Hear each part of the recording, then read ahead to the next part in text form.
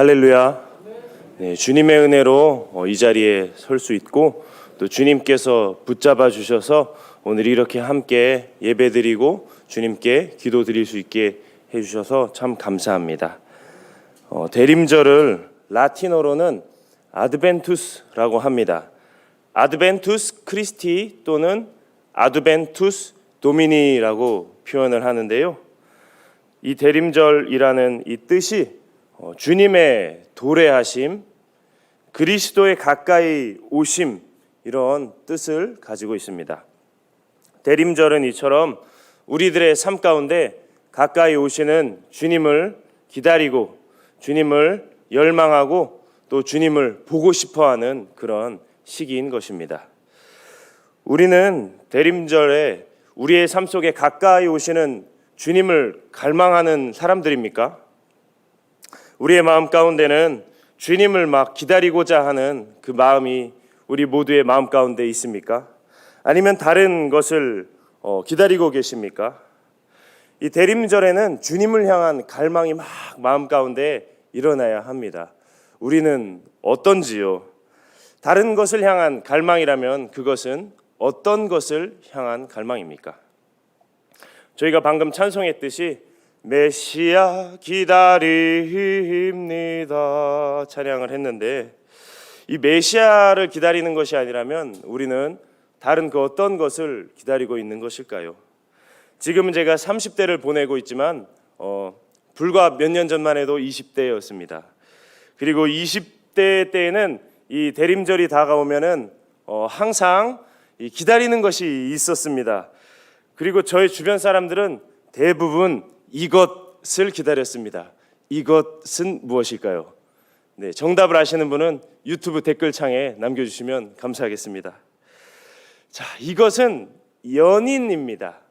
이 대림절 때만 되면 막 마음이 요동치기 시작합니다. 내 사랑은 어디에 있을까? 이 크리스마스를 나와 함께 보낼 나의 연인은 도대체 어디에 있는 것일까? 이 교회 청년부에 있는 것일까? 아니면 저 교회 청년부에 있는 것일까? 이 대림절은 상업적인 표현으로는 그냥 이렇게 표현을 하죠. 보통 크리스마스 시즌. 이 12월이 되면 이제 크리스마스 시즌이라고 해서 온 세상이 정말로 다채롭게 옷을 입습니다. 캐롤이 막 여기저기 울려 퍼지기 시작합니다. 이 캐롤만 울려 퍼져도 우리의 마음이 싱숭생숭해집니다. 조명들도 상당히 화려해집니다. 막 네온 사인들이 번쩍번쩍하고 막 트리들이 장식이 되고 막 다양한 조명들이 이 우리나라 곳곳을 채우게 되면은 많은 사람들이 외로움을 느끼기 시작합니다. 이 연말이라는 것, 또 이 사랑을 상기시키는 이런 분위기가 많은 20대 또 30대들을 그렇게 느끼게 만들었습니다. 이 크리스마스라는 이 뜻 자체가 그리스도의 오심, 그리스도의 파송이라는 뜻을 가지고 있습니다. 그런데요, 이 크리스마스 때만 되면 이 그리스도의 오심을 기다려야 되는데 이 다들 예수님 빼고 다른 것에만 관심이 정말 많이 생깁니다. 제가 어릴 때는 정말 선물이 그렇게 좋았습니다. 이 크리스마스 때는 레고를 하나 더 모을 수 있는 그런 기회였기 때문에 올해는 이 성을 만들었으니 이 다른 성을 만들어야 되는데, 이 아군편 성을 만들었다면 이번에는 적군편 성을 선물 받아가지고 이 싸움이 돼야 되지 않겠습니까? 그래서 정말 이 선물을 간절히 기다렸습니다. 그리고 이제 조금 더 크면 게임팩, 여러분 혹시 게임팩을 기억하십니까? 옛날엔 게임이 팩이었습니다. 그래서 기계에 이렇게 탁 꽂는 그런 시스템이었는데, 이 게임팩을 언제나 선물 받을 수 있을까? 이제 크리스마스만 다가와 봐라, 이런 마음이 제 마음 가운데 있었습니다. 또 새로운 로봇을 만들어야 되는 시즌이 크리스마스 시즌입니다. 조립식 로봇을 막 만들어서 이 로봇을 늘려갈 수 있는 절호의 기회가 또 이 크리스마스 시즌이었습니다. 그리고 이제 청소년이 지나가고 청년이 돼서는 저도 외로움을 조금씩 느끼게 되었습니다. 그리고 이 성탄절 시즌이 오면은 나도 연애를 하고 싶다, 이런 마음이 간절하게 일어났던 것 같습니다. 제가요 참 미련하게 20대 초반에는 이 외로움을 느끼는 이 제 자신을 인정하기가 싫어서 이 크리스마스 이브에 제가 성경책을 가지고 도서관에 간 적이 있습니다. 이 외로움이 너무 싫어서 크리스마스는 무슨 연애를 하는 시즌이야. 예수님이 오셨으니 예수님의 탄생 기사를 묵상해야지 하는 마음으로 도서관에 가서 이 예수님 탄생 기사를 사복음서에서 다 찾아서 읽으면서 어땠을까요? 외로워했던 기억이 납니다. 이걸 읽으면 외롭지 않아야 되는데 더 외롭더라고요. 그 능청스러웠던 그 20대 기억이 납니다. 시간이 흘러 요즘에는 어떨까요? 이상하게 날씨가 추워지고 크리스마스 시즌이 되고 하니까 요즘에는 별다른 갈망보다는 배가 많이 고픕니다. 이 배가 고픈 시즌이 이 참 다가왔구나 하는 이 생각이 듭니다.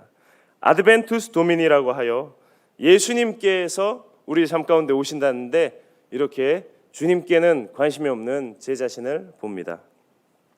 오늘 본문은 예수님께서 태어나실 때의 당시에 그 상황을 참 자세하게 묘사하고 있습니다. 조금 길지만 오늘 본문의 1절, 2절, 3절 말씀을 저희 함께 읽어보도록 하겠습니다. 1절과 2절과 3절입니다. 시작. 그때에 가이사 아구스도가 영을 내려 천하로 다 호적하라 하였으니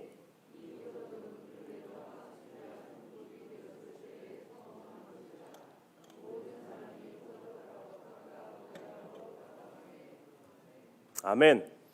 시오노 나나미가 쓴 로마인 이야기를 읽어보면 당시 로마 황제였던 가이우스 옥타비우스는 탁월한 통치 능력과 행정력을 가진 정치가였다고 합니다. 이 인구조사, 이 호적하라 한 이 인구조사도 이 옥타비우스가 실행한 것이라고 합니다. 로마의 통치 아래에 있던 모든 사람들은 이 호정령에 따라 자기 고향으로 이동해야만 했습니다. 이것은 작은 규모의 일이 아닙니다. 그 당시 로마가 정말 넓은 영토를 다스리고 있었고 이 넓은 영토에 있는 모든 민족이 자기의 고향으로 돌아가서 호적한다는 것은 모든 민족의 민족적 대사가 아닐 수 없습니다. 제가 전에 직업 군인이었기 때문에 이 윗사람의 한마디가 얼마나 무서운지를 뼈저리게 기억합니다. 이 대대장님께서 오셔서 이제 사열을 앞두고 큰 지도에 이제 점을 몇 개 딱딱딱 찍습니다. 그 대대장님께는 점 몇 개에 불과할지 모르겠지만 이 밑에 이 소대장, 중대장 및 이 예하 부대에게는 이게 보통 일이 아닙니다. 이 점 하나면 반나절 동안 이제 산을 넘고 물을 건너서 이제 삽을 들고 곡괭이를 들고 그 점까지 이동을 해야 하고요. 이제 땅을 파내야 되고 모래주머니를 쌓아서 이제 진지를 만들어야 되는 아주 큰 일이 발생하게 되는 것입니다. 막 큰 돌을 막 굴려내고 온몸에 알이 배길 때까지 삽질을 하다 보면 정말로 이 점 하나가 얼마나 무서운지를 알게 됩니다. 이제 다음 날이 되었습니다. 대대장님께서 거기가 아니네 하고 다른 곳에 점을 찍으시면 이제 더 큰일입니다. 또 다시 산 넘고 물을 건너서 똑같은 작업을 해야만 하는 것입니다. 이 윗분들의 점 하나가 이처럼 엄청난 영향력을 발휘합니다. 오늘 본문에는 단순히 천하로 다 호적하라 이렇게 나와 있지만 저 당시 하층민들 틈에서 섞여 지내던 이 요셉과 마리아의 입장에서는 이게 보통 일이 아닌 겁니다. 아마 돈이 좀 있던 사람들은 브로커를 통해서 손쉽게 처리했을 수도 있을 것 같다라는 상상을 해봅니다. 그러나 당시에 하루 벌어서 하루를 살던 사람들은 천하를 호적하라 하면 이제 큰일 난 겁니다. 생업을 다 멈추어야 합니다. 생업을 멈춰야만 하는 이 위험을 각오해야만 하고요. 정말로 준비된 것도 없이 먼 곳으로의 이동을 시작해야만 했던 것입니다. 이렇게 그들은 거주지였던 이 나사렛을 떠나서 베들레헴으로 이동을 하게 되었습니다. 게다가 이 요셉과 마리아가 살던 이 나사렛은 갈릴리 산간 지역이었다라고 옥스퍼드 주석은 이야기를 하고 있습니다. 이 나사렛에서 베들레헴까지의 거리는 약 150km입니다. 임신한 여인과 함께 이런 험난한 여정을 간다는 것은 정말로 쉽지 않은 일입니다.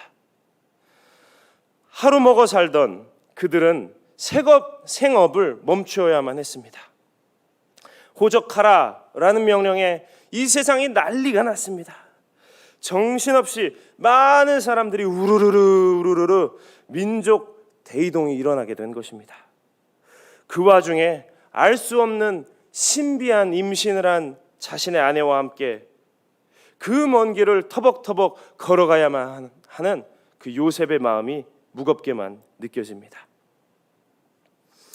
우리가 오늘날 이 대림절에 예수님께 많은 관심을 가지지 못하는 이유 중 하나는 2020년 전 이 로마 영토에서 민족 대이동이 일어난 것처럼 우리들의 삶도 너무나 분주하고 힘들어서이지 않습니까? 우리들의 일상이 늘 그렇습니다. 우리도 그 당시 일어났던 민족 대이동처럼 아침마다 출근해야 하며 또 분주하게 가족들을 돌봐야만 합니다. 정말로 이 직장과 가정에서 일어나는 일들은 이 한 틈 한 틈 정신을 차리지 않으면 코를 베어가는 일들이 너무나 무수히 발생합니다. 우리의 하루하루도 그때의 요셉과 마리아가 겪었던 하루하루와 그다지 다르지 않습니다. 또한 여러 가지 환경이나 어려움으로 인하여서 우리들도 생업을 멈추어야만 하는 일들이 발생하기도 합니다. 앞으로의 생업이 막막하게 느껴지기만 합니다.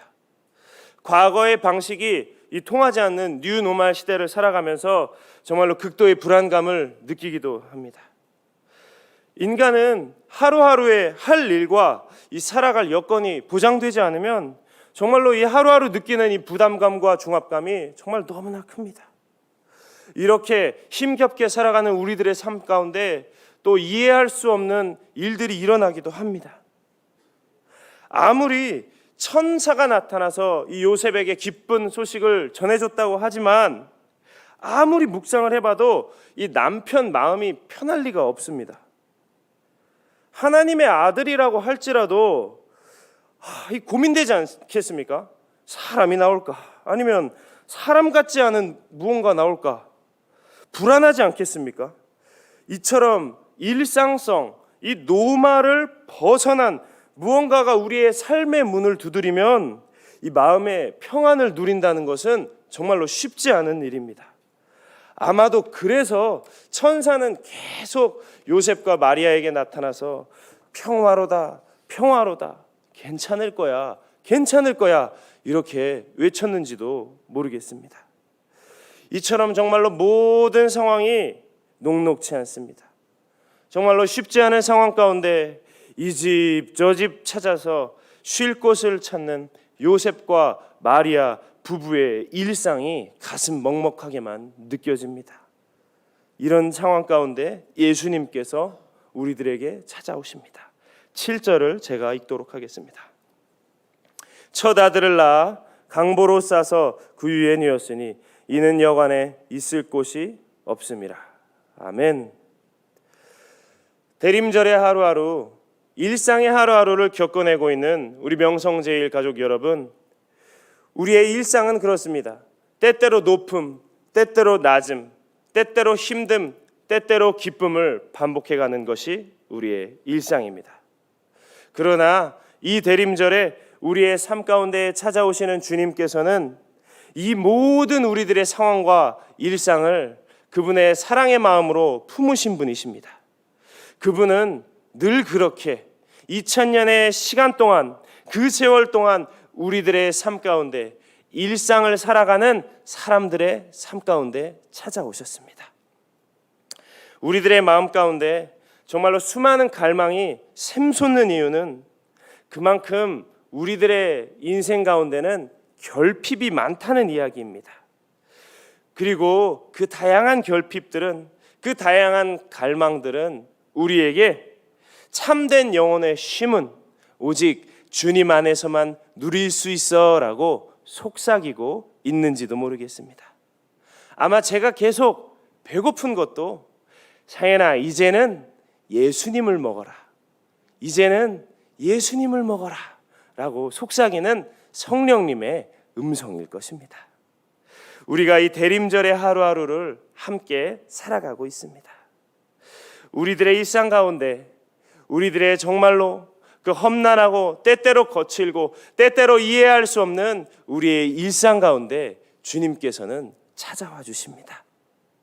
그리고 그분을 바라보는, 그분을 기다리는, 그분을 믿는 사람들에게 주님께서는 늘 찾아오셔서 따뜻한 구원으로 그들의 삶을 채워주셨습니다.